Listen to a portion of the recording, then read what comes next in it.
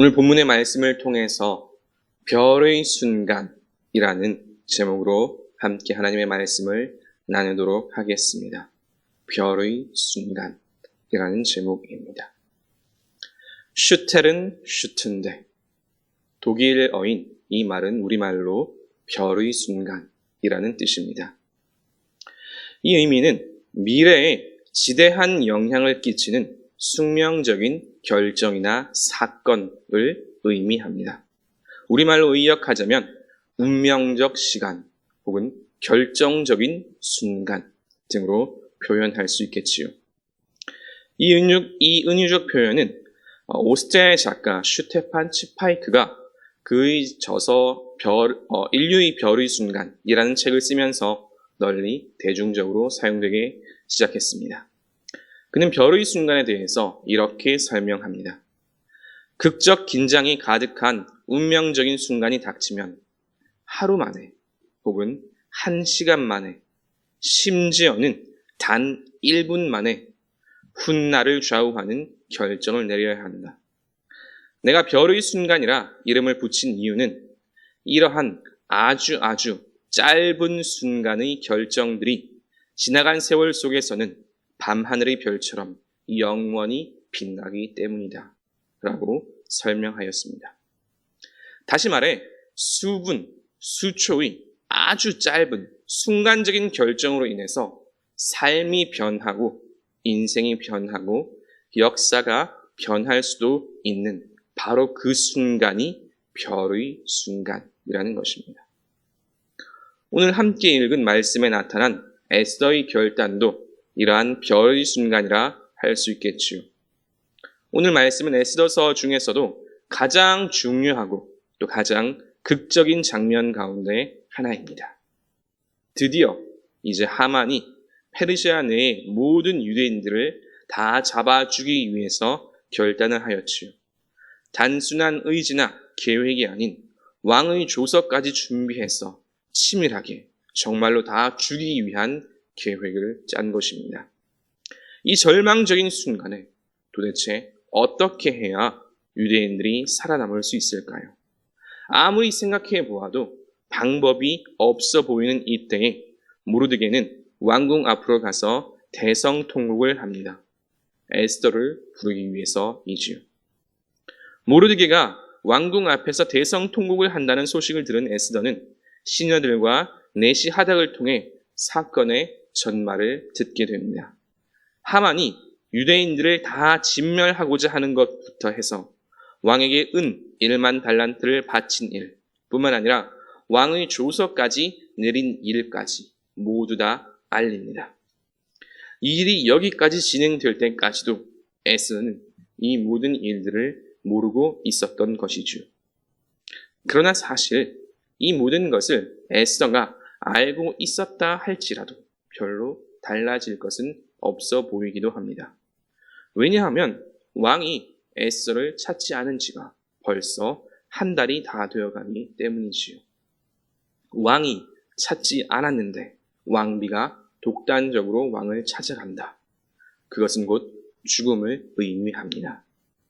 이전의 왕후 와스니는 왕이 오라고 명했음에도 오지 않아서 폐위되었지요. 마찬가지입니다. 왕이 찾지 않았음에도 왕을 찾아가는 것 역시 죽음을 각오해야 할 일이며 이전의 와스리와 마찬가지로 폐위의 명분이 될 수도 있는 지대한 잘못입니다.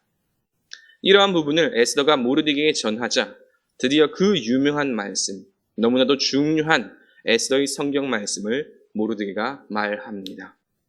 이때에 내가 만일 잠잠하여 말이 없으면 유다인은 다른 데로 말미암아 노임과 구원을 얻으려니와 너와 내 아버지 집은 멸망하리라.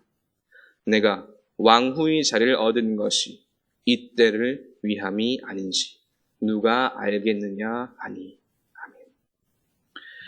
이때에 내가 만일 잠잠하여 말이 없으면 이때를 위함이 아닌지 누가 알겠느냐. 강조하는 것이 언제입니까? 바로 이때, 바로 지금입니다. 사랑하는 성도 여러분, 에스더와 같은 운명적 결단의 순간, 소위 별의 순간은 누구에게나 다 찾아옵니다. 이것이 오늘 말씀의 첫 번째 주제입니다. 결단의 순간은 누구에게나 찾아옵니다. 공교롭게도 에스더라는 이름, 그 뜻이 별이라는 뜻이지요. 바로 이 에스더가 했던 별과 같이 영원히 빛날 결정적인 결단의 순간은 누구에게나 찾아옵니다. 당연히 우리에게도, 바로 나에게도 찾아오겠지요. 그리고 바로 그 나의 결단으로 인해 내 인생이 변하고 나라와 민족이 변하고 세계 역사와 하나님의 나라의 역사까지도 변할 수 있습니다. 에스더의 결단이 그러했던 것처럼 말이죠. 그와 같은 결단은 각 사람에게 정말로 다양한 모습, 또 다양한 종류로 찾아옵니다. 누군가에겐 예수 그리스도를 영접하는 것, 그 자체만으로도 인생을 겨뤄야 할 그러한 결단일 것입니다. 또 이미 예수 그리스도를 영접한 사람에게는 하나님의 나라를 위한 헌신의 모습으로 찾아오기도 하겠지요. 이처럼 결단의 모습과 종류는 사람에 따라 다를 수 있습니다. 다양할 수 있습니다. 그러나 이와 같은 결단의 순간, 별의 순간의 한 가지 중요한 공통점은 그 결단의 순간을 통해 인생이 바뀌고 삶이 변하고 나라와 민족, 역사가 변할 수도 있다는 것입니다. 누구의 결단을 통해서요? 바로 우리, 바로 나의 결단을 통해서 말입니다. 오늘 말씀에 나타난 에스더의 이 구국의 결단을 통해서 유대인들은 살아남을 수 있었습니다. 유대의 민족과 세계의 역사가 이 결단으로 인해 변한 것입니다. 그런데 여기서 한 가지 질문을 할 수 있습니다. 만약에 에스더가 이와 같은 결단을 하지 않았다면 그녀는 어떻게 되었을까요? 14절 말씀은 이렇게 말씀합니다. 이때 내가 만일 잠잠하여 말이 없으면 유다인은 다른 데로 말미암아 노임과 구원을 얻으려니와 너와 내 아버지 집은 멸망하리라. 만약 에스더가 구국의 결단을 하지 않았다면, 설령 그녀가 그러한 결단을 하지 않았다 할지라도 유대인들은 다른 방법 혹은 다른 인물을 통해 구원받았을 것이라고 말씀합니다. 그렇습니다. 하나님은 하나님의 역사를 어떻게든 이루어 가십니다. 누구를 사용하든 또 어떤 방법을 사용하시든 하나님은 하나님의 역사를 이루어 가십니다. 중요한 것은 그러한 하나님의 역사에 우리가 어떻게 쓰임 받는가입니다. 이것이 오늘 말씀의 두 번째 주제입니다. 우리는 하나님의 도구로 쓰임 받기를 결단해야 합니다. 우리는 하나님의 도구로 쓰임 받기를 결단해야 합니다. 우리가 할 수만 있다면, 만약 택할 수만 있다면 우리는 어떻게 해서든지 하나님의 일에 쓰임 받기를 원해야 합니다. 왜냐하면 그것이 우리 자신에게 유익하고 또 영광스럽기 때문입니다. 오늘 이 11절 말씀은 참으로 힘이 되면서도 동시에 참으로 두렵기도 합니다. 우리가 하나님의 일을 위해서 결단하면 우리는 하나님의 도구로 귀하게 사용될 수 있지요. 그러나 반대로 결단하지 않으면 혹은 주저주저 하다가 그 중요한 별의 순간을 놓치고 만다면 그 순간의 선택은 축복이 아니라 저주가 될 수도 있기 때문입니다. 유다인은 다른 데로 말미암아 노임과 구원을 얻으려니와 너와 내 아버지 집은 멸망하리라. 아시는 대로 하나님의 역사는 언제나 축복과 저주, 그 선택의 연속입니다. 그리심산의 축복 아니면 에발산의 저주, 둘 중 하나이죠. 하나님을 온전히 신뢰한 다윗이 되든지 아니면 자신의 능력을 의지한 사울이 되든지 둘 중 하나입니다. 또한 그 삶의 마지막 순간이라도 십자가 위에서라도 예수 그리스도를 영접하여 낙원에 가든지 아니면 지옥에 가든지 둘 중 하나입니다. 믿음으로 결단하여 축복받고 하나님의 도구로 쓰임 받던가 아니면 주저하다가 저주받고 멸망하던가 결국 둘 중 하나입니다. 사랑하는 성도 여러분, 그러면 우리는 어떻게 해야 할까요? 당연히 결단해야겠지요. 우리의 삶에 지대한 영향을 줄 정말 말 그대로 그 순간의 선택이 별과 같이 영원히 빛날 그 별의 순간에 우리는 하나님께서 기뻐하시는 선택, 그 결단을 해야 합니다. 여기까지는 누구나 다 생각할 수 있습니다. 말씀의 흐름이 그러하니까요. 믿음의 결단을 하면 축복받고 하나님의 도구가 되는데 또 그렇지 않으면 저주받고 멸망한다는데 결단하지 않겠다는 사람이 누가 있을까요? 중요한 것은 그 결정적인 순간에 어떻게 하면 그 하나님께서 기뻐하시는 결단을 할 수 있는가입니다. 누구에게나 다 결단의 순간은 찾아옵니다. 그러나 모든 사람이 다 결단하지는 못합니다. 만약 그렇게 다 결단할 수 있었다면 별의 순간이란 말 자체가 그렇게 귀하게 들리지도 않았겠지요. 아니 애초에 결단이라고 말할 것도 없을 것입니다. 그렇게 이것은 절대로 쉬운 결정이 아닙니다. 그러면 어떻게 에스더는 그 촉박하면서도 어찌 보면 찰나라고 할 수도 있는 그 순간에 이와 같은 믿음의 결단을 할 수 있었을까요? 이것이 오늘 말씀의 마지막 세 번째 주제입니다.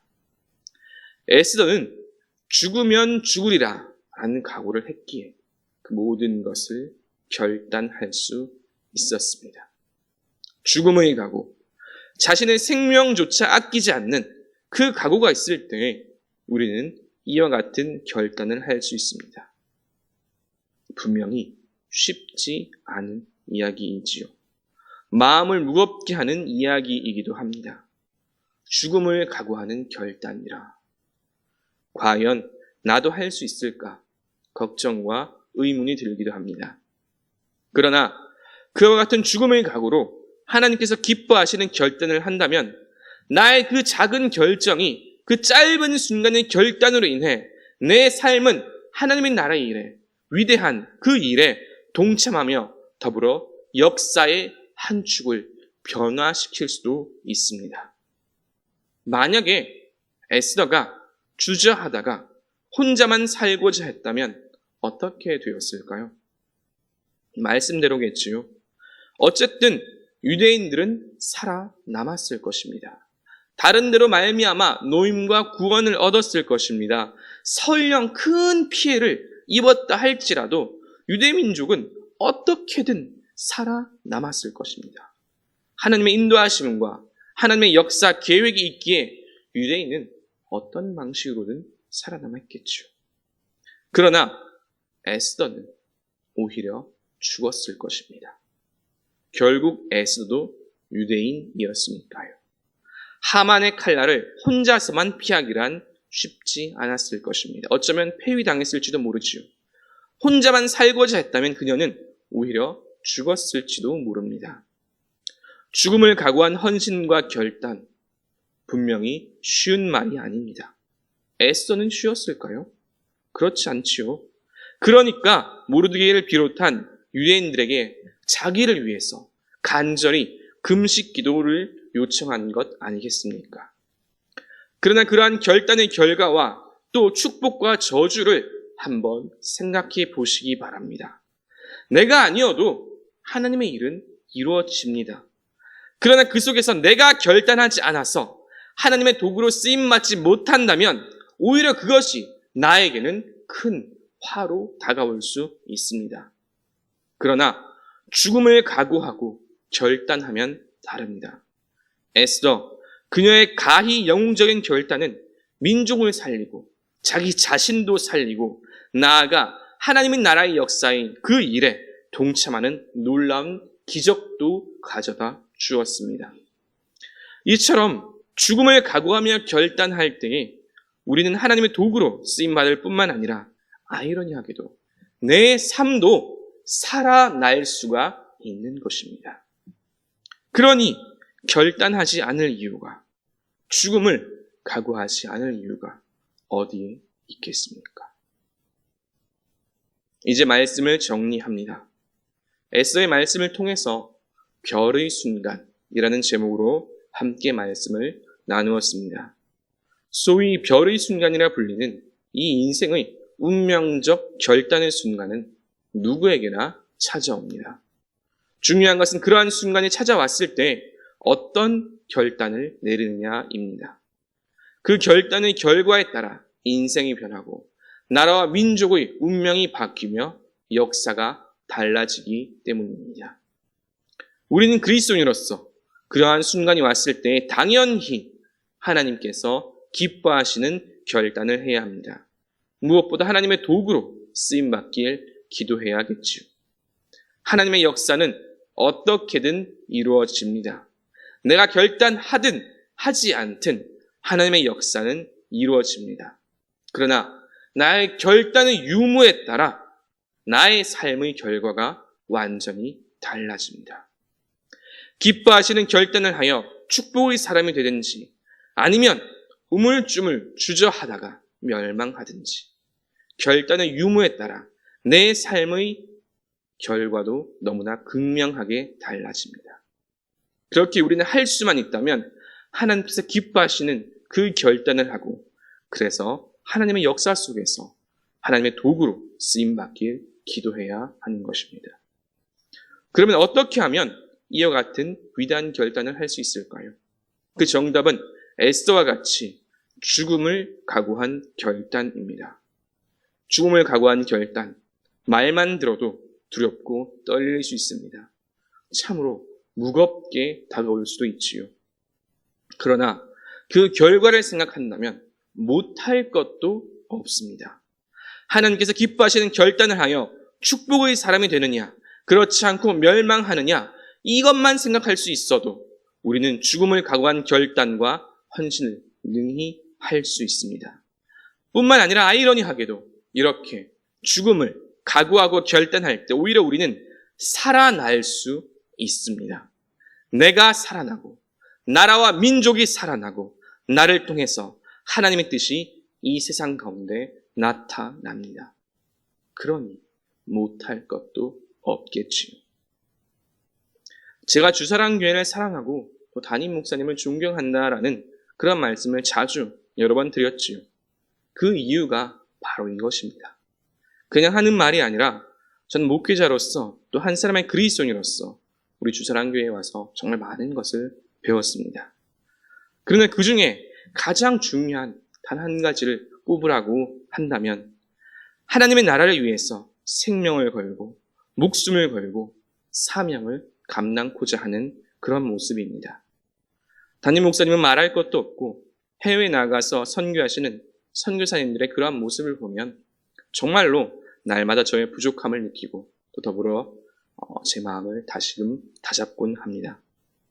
언어적 표현이 아니라 말 그대로 정말 죽도록 하나님의 나라를 위해서 충성하고 헌신하십니다.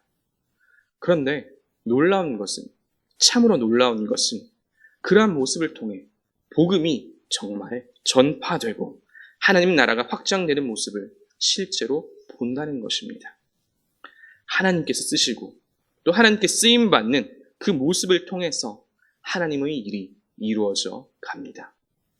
그리고 그런 모습을 볼 때마다 저도 종종 자주 생각합니다. 나도 그렇게 살아야지. 사랑하는 성도 여러분, 하나님께서 기뻐하시는 그 결단을 통해 하나님께 쓰임받는 저와 여러분 되시길 주님의 이름으로 축원합니다. 말씀을 생각하시면서 찬송가 586장 함께 찬양 드리시겠습니다.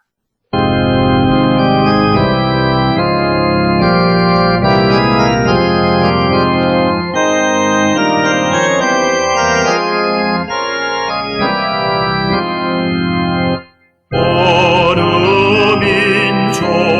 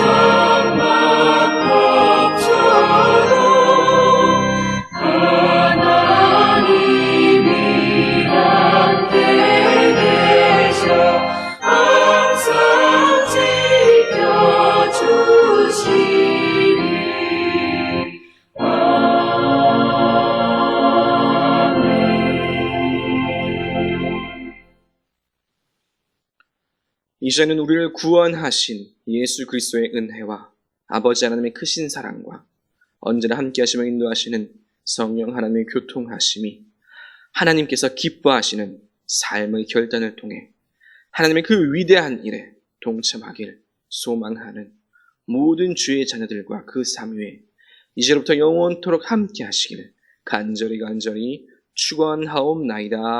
아멘.